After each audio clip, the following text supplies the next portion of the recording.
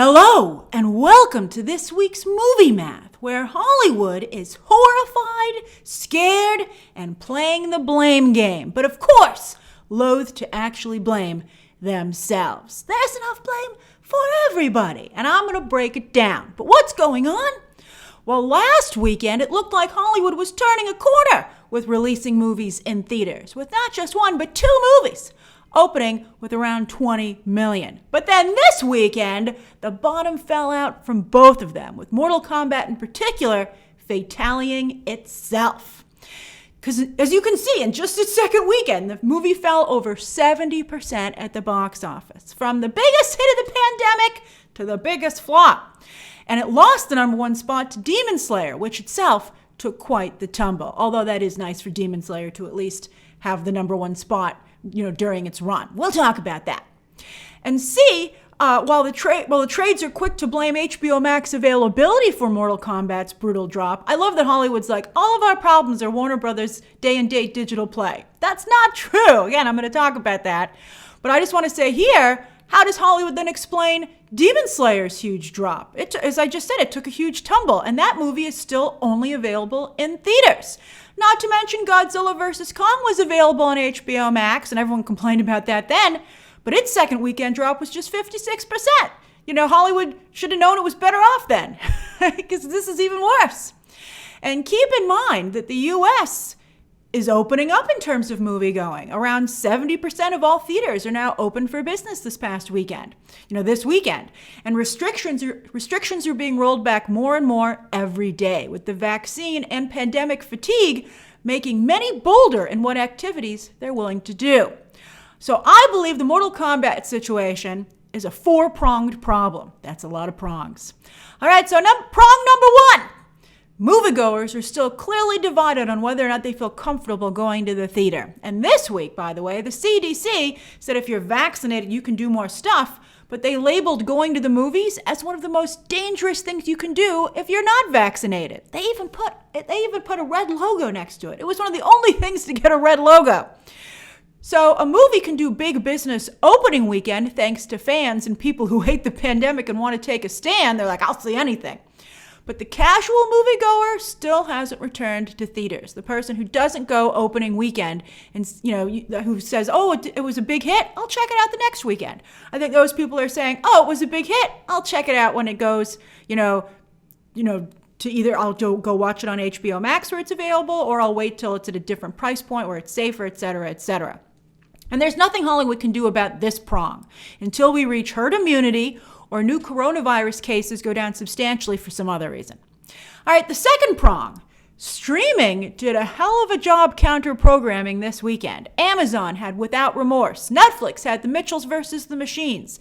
And also on Amazon, Invincible wrapped, meaning that those who either waited to binge or just discovered the series, now that it's no longer in the shadow of Falcon and Winter Soldier, it got a lot of attention on Friday, also because it had an amazing finale. But that was 8 episodes that people had to watch this weekend if they were just getting into it.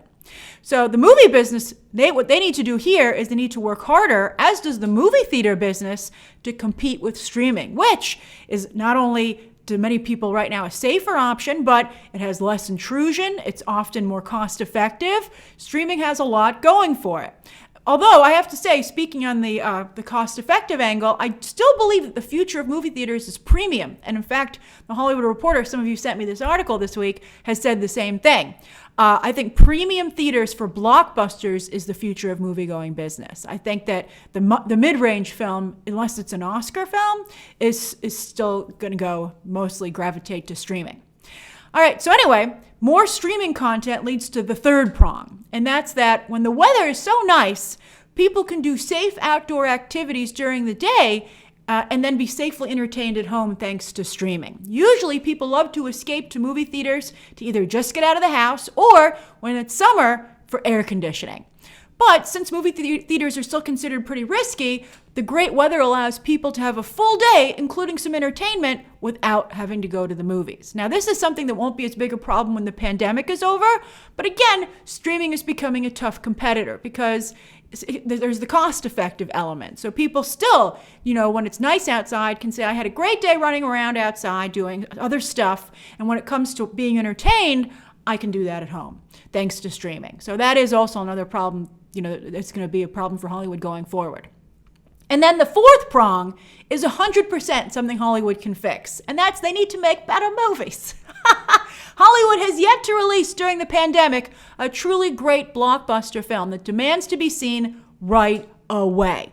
That overcomes any hurdle or excuse that someone might come up with for why they wouldn't see it opening weekend. Raya, for instance, I think is a phenomenal film, but I don't know if it doesn't need the super big screen. I think the price point on Disney Plus was a hurdle.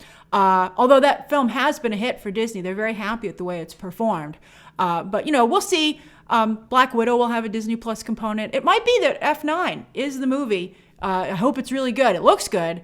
That does what it needs to do.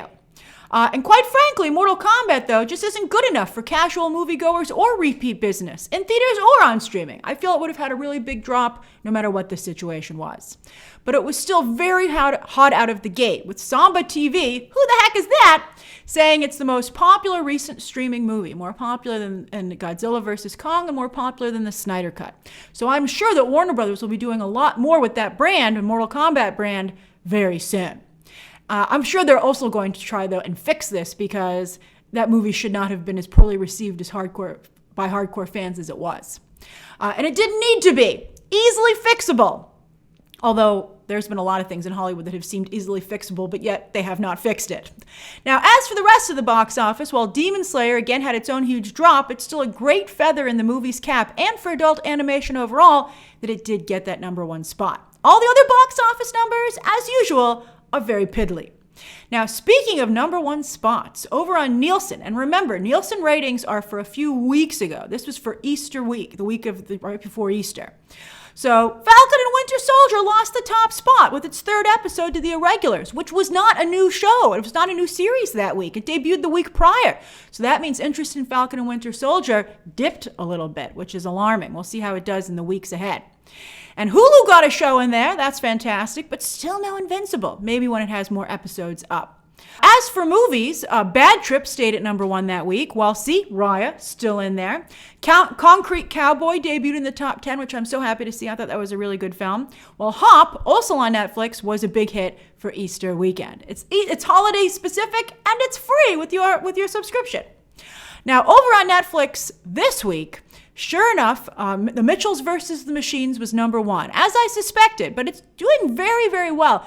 I hated the film, as you know. I mean, I liked some elements of it, but I said the market would decide, and it looks like the market is deciding. I think any big new Netflix project would do well its first week because people just watch whatever's new on Netflix. That's, part of the formula for their success. So let's see how it holds up. But based on the strong audience reaction, I think it will hold up pretty well. And speaking of holding up, Shadow and Bone in its second week is just at #2. It only lost 1 spot to The Mitchells vs. the Machines, although that's a movie versus a series. I'm sure, does Netflix do it by minutes? We never know with Netflix. They have a lot of asterisks over there. But I'm just so happy Shadow and Bone is still so high because we really need that second season. Finally, on iTunes, Best Picture winner Nomadland shot to #1 as many people said, all right, let me see this thing. Did you watch it? What did you think? I respect that movie. I think artistically, I can see why people think it's good. I just did not personally care for the film. A lot of pooping in a bucket, Frances McDormand. A lot of pooping in a bucket.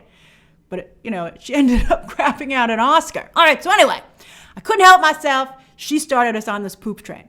All right, so anyway, Percy versus Goliath. I was very surprised to see this do so well. It's one of those, we've had these movies throughout the pandemic where some little movie with some, stars who are, never quite made it or a little past their heyday finds an audience, but they're usually pretty bad, right? You're like, no wonder this went straight to streaming.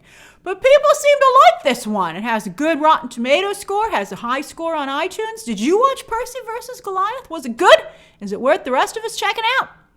And then as for this coming week, Tuesday is Star Wars Day. May the 4th be with you. And The Bad Batch is debuting a 71-minute premiere. And then another episode, which is about only, 25, cartoon length, that will drop on Friday. I've seen both of them. The embargo I can tweet about it tomorrow at noon, Eastern Standard Time, and then I'm not allowed to review it until the show actually debuts. So I'll be doing a breakdown as usual. I'll be doing those breakdowns probably more in similar format to the way I do the Mandalorian ones. I'm not allowed to say anything about it. It's good though. All right, so anyway, Selena Part 2 also drops on Tuesday, while on Friday, Netflix drops the entire season of Jupiter's Legacy. And the embargo for that doesn't lift until the moment it hits the streaming service, which I think is really weird because it's very good.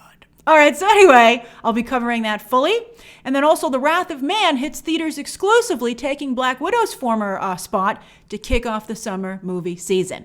So that's this week's Movie Math. What have you been watching and where have you been watching it? And what do you plan to watch next? What are your plans for this coming week? Also, what do you think of the Mortal Kombat situation and the fact that the bottom fell out of both those movies in their second weekend? Do you blame HBO Max? There's so few subscribers. How can it be their fault? All right, so anyway, share those thoughts down below. Subscribe today. And of course, as always, you can check out some more videos right now.